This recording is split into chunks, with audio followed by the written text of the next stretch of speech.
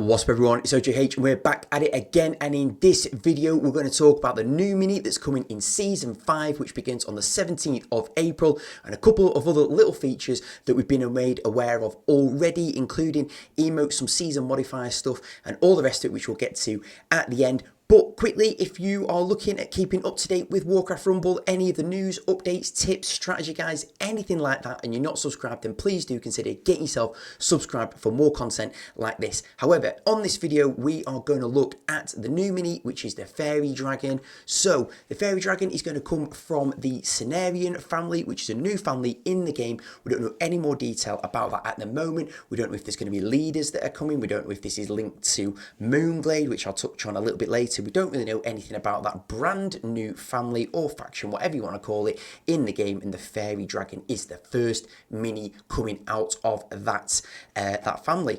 Going to be costing 3 gold. The traits then, flying, elemental. As with elemental, comes with the resist trait, so it takes 50% less damage from elemental sources. And then 2 new traits coming with the Faerie Dragon are nullify. So Faerie Dragon is completely immune to poison, burn, stun, and any slowing effects, and also detect stealth, so can detect and attack stealth enemies. So that is going to bring about a real change in the gameplay style, and we'll look at what that means in a moment. So as it says there, the attacks are ranged, but that is not going to be a specific trait. That's nothing new. That's just in there as a kind of an awareness piece, is that the flying minis that are in the game at the moment are ranged inherently by being flying. They just don't have the ranged traits, so they can't go into those ranged slots. But again, there's nothing new there. And the Faerie Dragon, you will be able to unlock the Faerie Dragon from the war chest as normal, from PvP rank up as normal, and I'm sure there will be some offers in the shop as well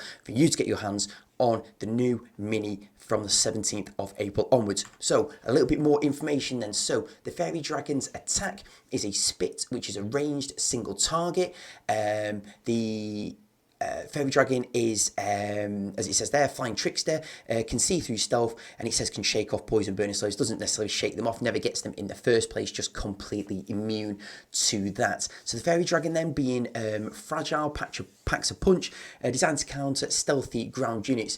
And because of the passives that the Faerie Dragon has, so all of the immunities and the ability to detect stealth, her attack and her talents, which we'll come on to in a moment, are all pretty basic and fairly self-explanatory. And also because of the utility that the Faerie Dragon brings to the arena, is that actually she's got very low health. He's pretty much going to be taken out by one shot. The most effective thing to take out the Faerie Dragon will be ranged physical damage. So as it says there, something like Darkspear Troll, Murlocs, Huntress are pretty much going to one-shot the Faerie Dragon. With the Faerie Dragon having the resistant trait, what that may mean is that the Faerie Dragon can stay alive and take 1 extra shot from an elemental source, but realistically he's going to die most of the time in 1 shot, potentially 2 shots at best. Right then, the traits for the Faerie Dragon then, and I don't think, well, I might make a prediction, but the last time I made a prediction, I said that the healing talent for Emperor Thaurissan, I thought that was going to be half decent, and that turned out to be absolute nonsense. So we'll see how we get on with this one. But anyway, 3 talents as always for the Faerie Dragon then. So to start with then, you got phased, flipping heck. Come on man, put your teeth in. Right, so to start with, we've got phase shift, teleport backwards when attacked. I assume that only happens once, a little bit like, well, very, very similar, if not identical to Jaina.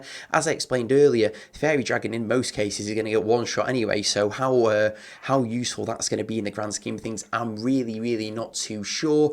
Invisibility, Faerie Dragon will gain stealth. That one might be more useful because to at least get 1 shot off if the Faerie Dragon is not particularly well protected will be useful. And finally, Fae Blessing to grant resist to a nearby ally, only 1 charge on that. So do you know what? I'm going to put my neck on the line. I think that the invisibility is going to be the one to go for if Faerie Dragon turns out to be as fragile as is expected. And if you can't always get Fae Dragon to be protected by some sort of tanky unit that at least getting one shot off with being stealth might be useful. So anyway, that's my prediction. Let me know in the comments, what do you think is going to be the best one at the moment. Unfortunately, haven't got any gameplay footage that I can share with you right now, although apparently that footage is in the making and will be with me at some point, possibly later in the week. And as soon as I've got that, I'll be sure to share it with you so we can all have a look and see the interactions of the Faerie Dragon and how we think that's going to work, which talent might be the best.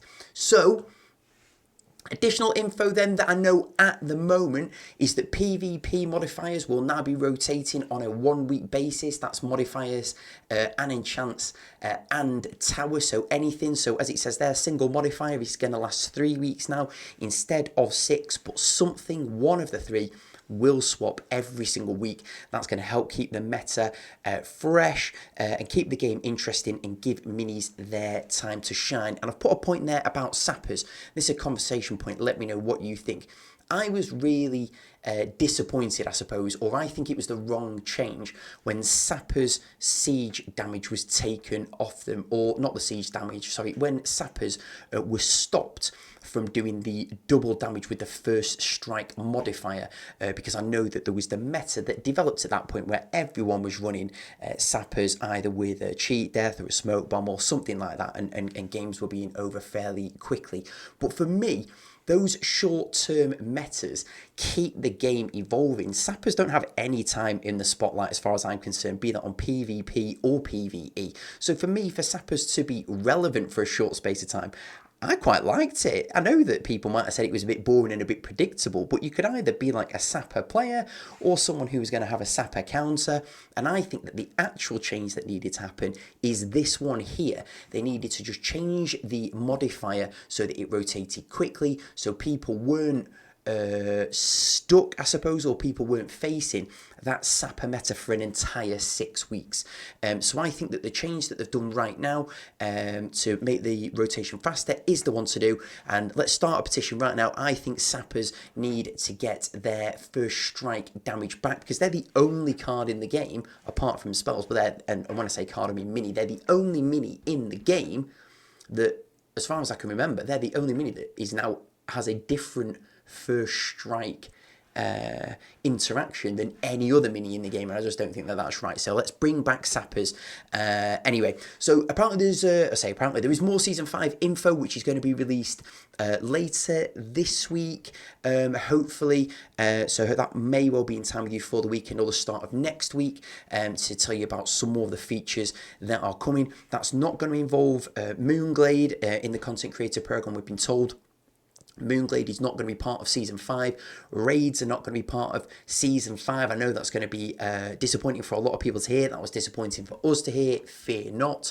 We have fed that back as a creator a bunch to the developers, to the community managers, to say that that's what we wanted. This video is not the entirety of the Season 5 release. This is more just really about the mini. I've not really touched on the emotes that were at the start. There's 2 emotes there. There is the Pyromancer giving it the like the rock and roll hand, and then instead of the thumbs down emoji that we got last time, or emote, we've now got the thumbs up. But there is more to come in Season 5 that is not in this video, and that will be coming hopefully in the next few days, maybe within the next week, and that may well include events.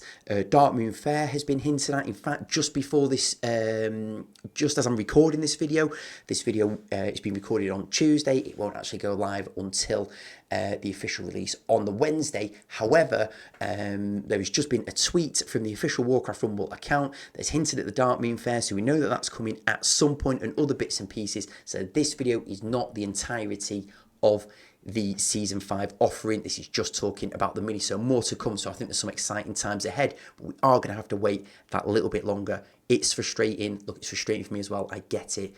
Look, it's coming, hopefully. Crush your fingers, just be patient. The final thing to talk about then, and my camera's moved. I've moved from the top right down to the bottom right because of the setup of this particular one. This is about the dungeons and the PvP rotations. There's absolutely no change to this here. as in the dungeons are on the same rotation, the families are on the same rotation. The only thing that's changed is the graphic now at the bottom, whereas my mouse icon is here, is that you can see that the first strike one is going to change, and then a week later, Stonebind will change to Ward, which means that there is basically no enchant, it's just a normal battle. And then a week later, the Rocket Tower changes and we get Guard Towers. So that's just that showing that graphic that there's going to be one of the three things, the tower, the enchant, or the modifiers. One of those will change every week, and you'll just have that same thing then for 3 weeks rather than 6 weeks. So I think that is a much better change. So at this stage, what are your thoughts on the Faerie Dragon? How is that going to shake up the meta? Can obviously uncover stealth units, so it's going to be really good if you've got units that are particularly vulnerable to stealth. Things like the Pyromancer, Stabby Bandits are going to get rid of the Pyromancer in no time at all, whereas the Faerie Dragon is going to help out with that. Which one of the talents do you think is going to be the best, and what are your thoughts on my starting of a Sapper petition to get them their first strike ability back, the same as all the other minis? That is all I've got for you at the moment. As soon as I hear anything else around Season 5, I will let you know. If you found this video useful, then please give it a thumbs up for more content like this. Updates on the Warcraft Rumble scene for tips, tricks, strategy guides, dungeon guides, all that sort of jazz. Get yourself subscribed to not miss out. Thanks for watching. I'll see you in the next one.